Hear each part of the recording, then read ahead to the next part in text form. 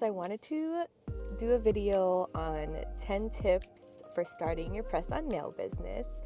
I feel like when I started, I looked for content and different creators that I could kind of follow and watch. And other than Nails by Dom, she posts great Q&As on her YouTube channel, and Mini Ami, she posts like pretty good content about how to start a press-on nail business, like her journey and everything. I kind of wanted to do the same thing and kind of just put more content out there that I wish was out there when I was trying to start my press-on nail business. So let's just get right into it. My number one tip is believing in your product. So me personally, I am always wearing a set of nails that I made, and I feel like you cannot sell a product that you do not believe in. So if you don't believe in your own product, how do you expect other people to spend their hard-earned money on something that you're making if you personally don't even wear them, use them, like them, can preach about it, you know? So I feel like that is my number one tip. You need to believe in your own product. Don't be afraid to support yourself. Don't be afraid to ask your friends to support you, because that is going to be how you get business and how people are going to see that they like your product too. Because as a girl, we should all know, guys, girls like stuff that other girls like. So if you like something and you preach about it, other girls are going to start liking it. They're going to start preaching about it. It's basically influencing. You know what I mean? So influence your own product. Don't be embarrassed to do that. My number 2 tip is using high quality products. I personally started off using a lot of Amazon products, and hey, there is no shame in using Amazon products, okay? That is a great way to start off, because you don't want to be wasting money doing practice sets on expensive nail tips or using expensive products for things that are not going to be actually used. So my tip is, for product wise, start off using whatever you can afford, whatever is accessible to you. But before I switched over and started selling products to other people, I did basically upgrade all of my nail tips and a lot of the products that I use. I did that for a few reasons. Amazon can sell a box of nail tips. You can buy like Una Gela nail tips. That's what I used to use for, I think, like $8, which is really cheap. And when I would wear those nails that I made using those products, I just noticed like chipping, things like that. So I made the decision before I started selling to other people to switch my products over to Apres Tips, which is the most commonly used Gel X nail tip. I claim that my nails are luxury press-on nails. So if I'm claiming something, I want to make sure that I can back that claim up.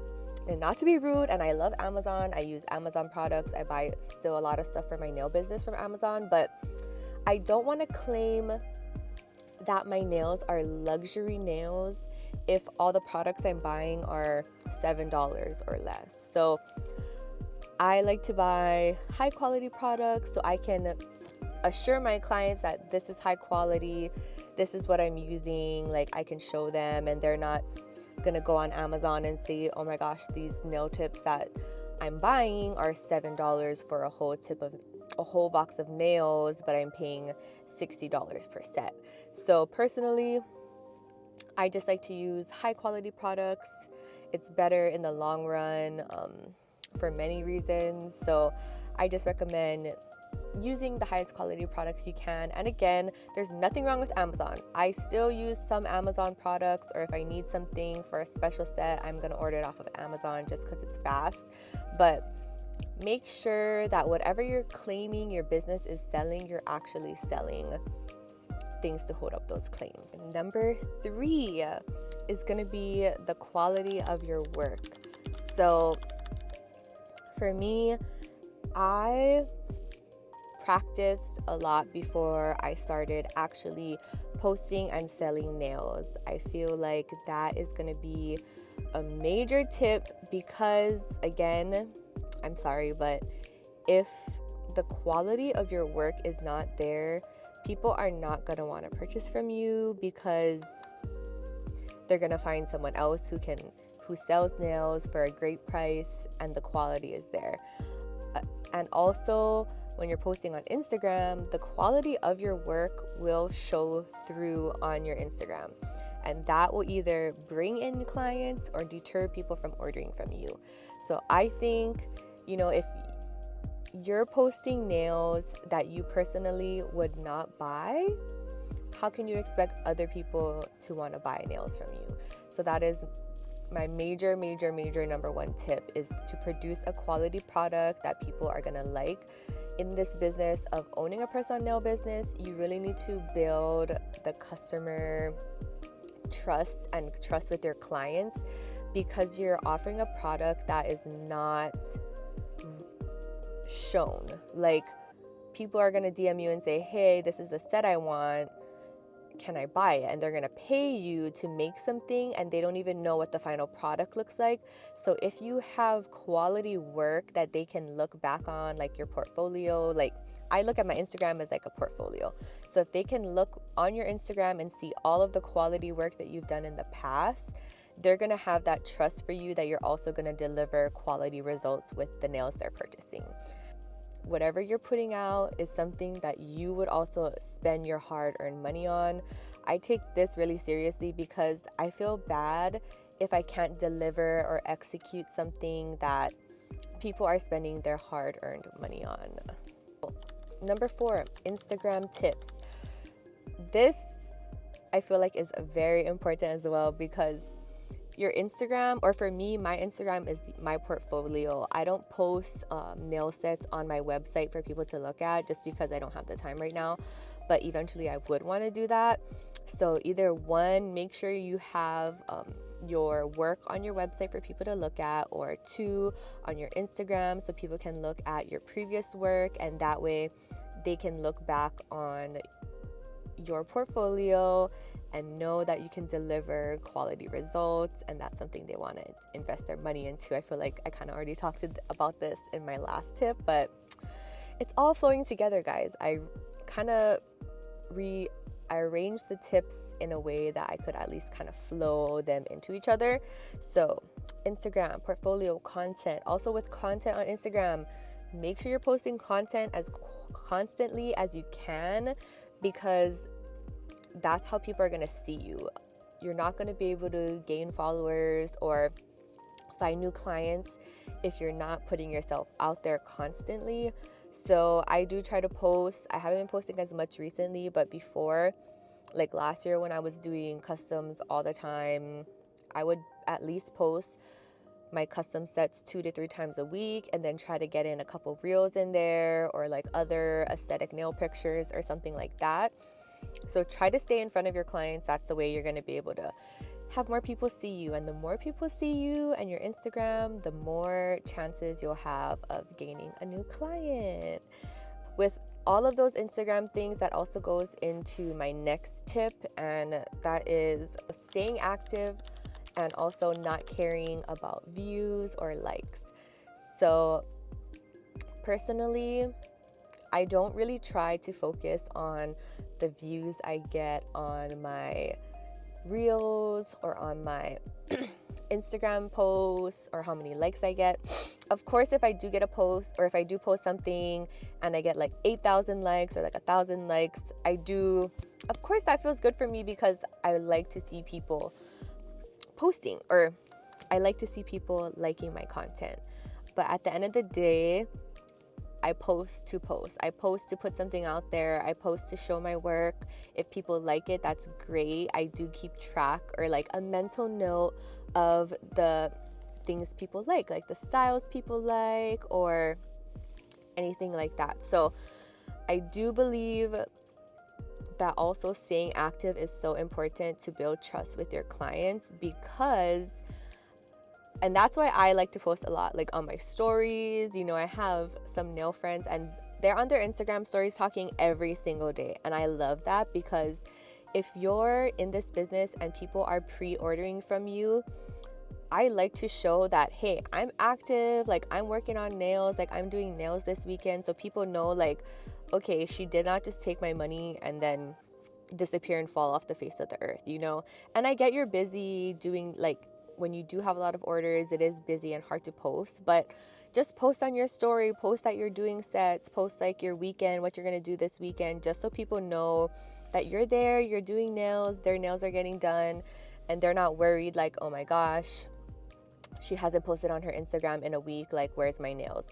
Or anyways, that's me personally. Again, disclaimer, y'all, this is all me personally. These are all my personal tips and just what I do. Not saying that it will work for you, but this is just what works for me and what I just, any knowledge I can share to anyone. If any of this applies to just one person, that's all that I want, you guys. I just want to be able to share information so just someone out there can have some tips that I wish someone gave me when I first started.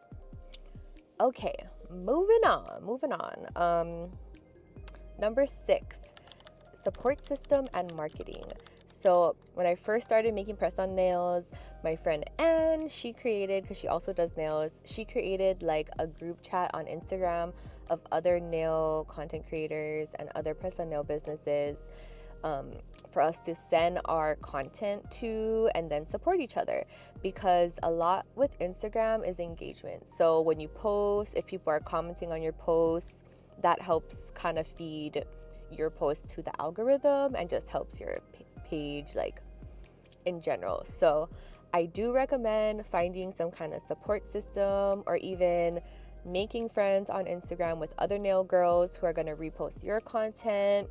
That will help you in the long run. I feel like having a support system of people in the same industry as you is super important. I've been so lucky to be able to talk to and make friends with a lot of girls that I look up to and that I have been following I've been following their business. So everyone is usually so nice, because honestly, there are so many people in this business that, of course there's competition, but not really. Like, everybody can only do so many nails, and there are so many people out there, especially with press-on nails. Your clientele is not just the people that you can physically service. It can be anyone in America, in the world. I live on Maui, and I've done nails for people in New York, in South Carolina, everywhere. So I don't know where New Jersey is, but New Jersey, like, I've sent nails to so many different cities in America that it's honestly crazy. Like, I've never even been there and my nails are there. So I definitely recommend finding a community online, a support system that can help you. Again, do not look at anyone as competition, because there is no competition, okay? You can only do so many nails, and there are millions and millions of potential clients out there for you. So market yourself, find your community. There's no competition, and it's easy to make friends when you don't see people as a threat and you see people as a resource. Like, what is this person doing that I can also implement in my business and make it better, and things like that. And of course, ask those people, like, hey, I love, like, give them credit where it's due. Message them, be like, oh my gosh, I really love how you're doing this. Like, I kind of want to start doing that for my business too. And then so they know, like, oh, shout out, I got this idea from you, you know? Number 7. So number 7 is going to be about branding and graphics. So personally, I am a shopper, you guys. So what I always do when creating something like my branding and my packaging, or picking out what I want to do for my business, I always put myself in the consumer's shoes. I'm just a girl. I'm literally just a girl. So if I see something that's cute, most likely I'm gonna buy it because it's cute. Or if there's 2 different things and something has cuter packaging, like 2 of the same products, but one has a cuter packaging, the chances are you're gonna buy the product with the cuter packaging, and that's just how it is. And that's why marketing and branding and packaging is so important, because as a girl, I love cute stuff, and of course I want to receive something cute in the mail because I love online shopping, and receiving a cute package in the mail is what sometimes that will set apart who I'm purchasing from and things like that. So think of your clients and what they would like to receive in the mail in their package, and if you would spend your money on that, then go from there. I always like to switch it up. I like, for my packaging personally, I don't believe that there should be one universal packaging that I'm going to use forever for my business, because as a client, especially my clients who have been ordering from me from the very beginning, I kind of think about, okay, those girls have been ordering from me for like 7 months now, and if they're ordering a set of nails every month and they're just receiving the same packaging, it kind of gets boring. So I personally like to kind of switch up my packaging every once in a while just for my clients, because I want them to receive something new and cute, and little things like poly mailer or bubble mailers and the backing cards for your nails, things like that. I think those can be switched out. It doesn't have to be 100% the same all the time, or you can do different variations and kind of stick with 3 or 4 packaging. Like for me personally, I'll try to do like holiday packaging. So for Christmas and New Year's, I did like silver holographic bubble mailers, which are really cute.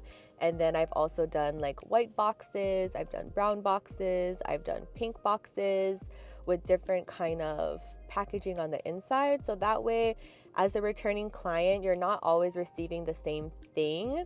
It's kind of interesting, or for me, it's fun to switch it up and think about my client and what they would like to see on their end, so it doesn't get boring. Like, damn, I've been ordering from the same person for 6 months, and I've received packages in different, like I've received so much different packaging. It kind of keeps it fresh, it keeps it fun. You never know what to expect, and it's kind of a little surprise when it comes in the mail.